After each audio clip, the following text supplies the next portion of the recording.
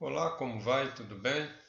É com muita alegria que a Escola de Aprofundamento Doutrinal recebe você neste dia de hoje, em que a gente encerrou o tempo pascal.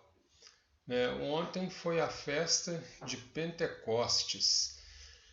Pentecostes é a vinda do Espírito Santo 50 dias depois do domingo da ressurreição.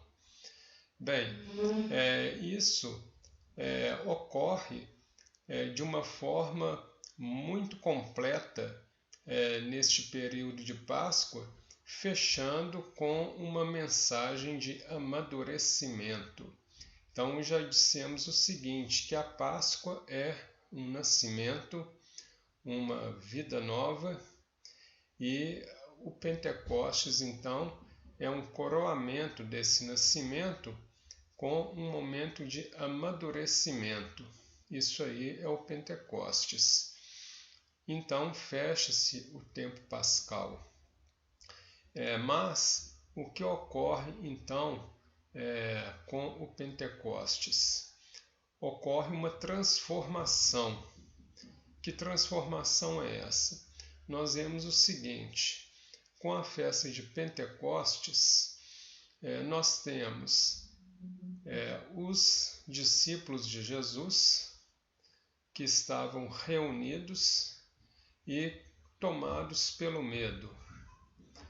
Esse medo se fundamentava pelo fato de eles recearem acontecer com eles o mesmo que havia acontecido com Jesus. Bem, Pedro teve tanto medo inicialmente que ele até mesmo negou que conhecia Jesus. Então todos se reuniam a portas fechadas, tendo medo dos judeus. Afinal de contas, foram os judeus para quem Jesus ensinou que no final acabaram condenando e matando Jesus. Então, não era de se assustar que aqueles discípulos de Jesus tivessem medo de continuar a sua missão, embora tenha sido essa a missão que Jesus passou para eles. Mas Jesus fez uma promessa, que era a promessa do Espírito Santo. O Espírito Santo não era conhecido pelo povo do Antigo Testamento, pelos judeus. O Espírito Santo, ele foi uma revelação de Jesus. Estamos aí em um período chamado período constitutivo da revelação, ou seja, a revelação de Deus ainda está acontecendo pouco a pouco na vida das pessoas. Então Jesus traz a revelação do Espírito, a revelação do Pai e a revelação do Filho, que é a revelação da Trindade, que é a festa que se celebra no próximo domingo. Na próxima aula, vamos falar detalhadamente sobre a questão da Trindade. Mas voltando aqui ao Espírito Santo, Jesus então faz a revelação do Espírito Santo como uma promessa.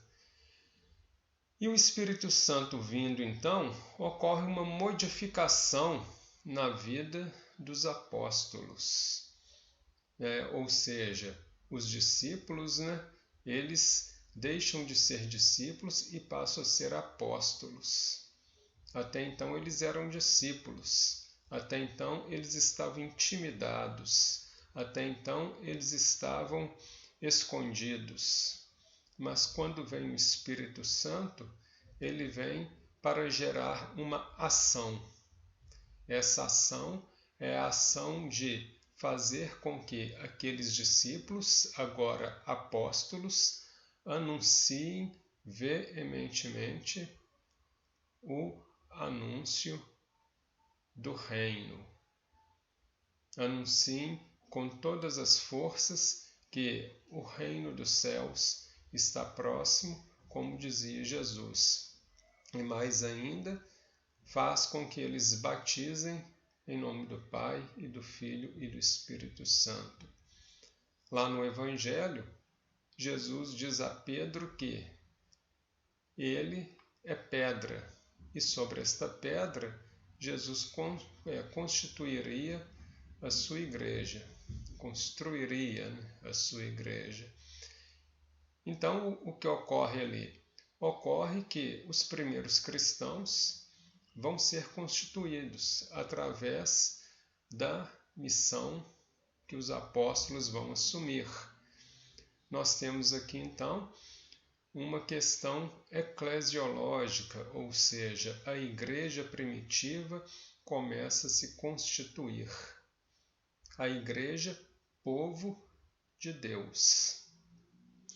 E aí, Pedro se torna o primeiro papa, né? Os bispos são constituídos, né? Os presbíteros, que são os padres, os diáconos, as comunidades cristãs começam a surgir, começam a crescer, e tudo isso graças à ação do Espírito Santo, que vem sobre os apóstolos, o grupo dos 12, e os torna homens corajosos.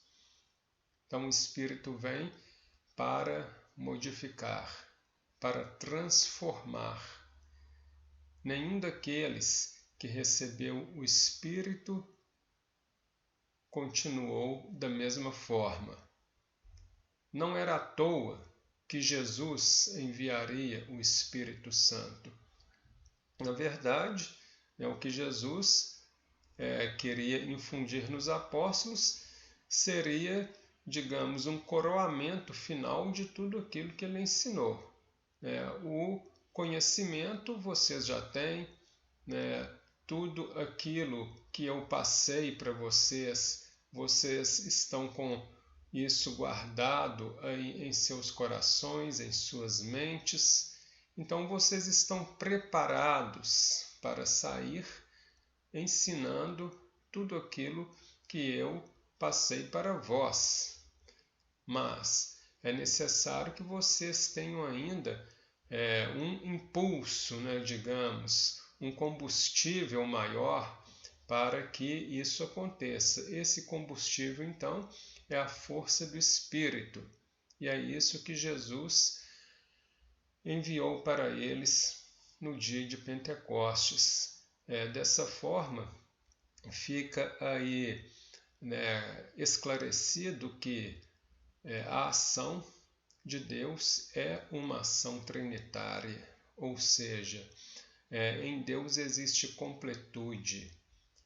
A ação de Deus é completada na pessoa do Pai, do Filho e do Espírito Santo.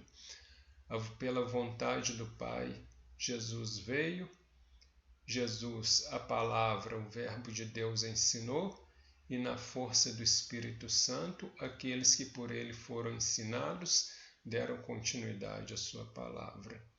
E assim, o Evangelho foi anunciado, o reino dos céus foi propagado e a igreja se constituiu sobre a terra, anunciando a palavra de Deus. Então, na semana que vem, vamos refletir um pouco mais sobre a questão da Trindade, que é essa questão que nos fala de Deus, que ao mesmo tempo sendo um, é também trino, o grande mistério da nossa fé. Muito obrigado pela sua companhia hoje aqui no nosso canal e até a semana que vem.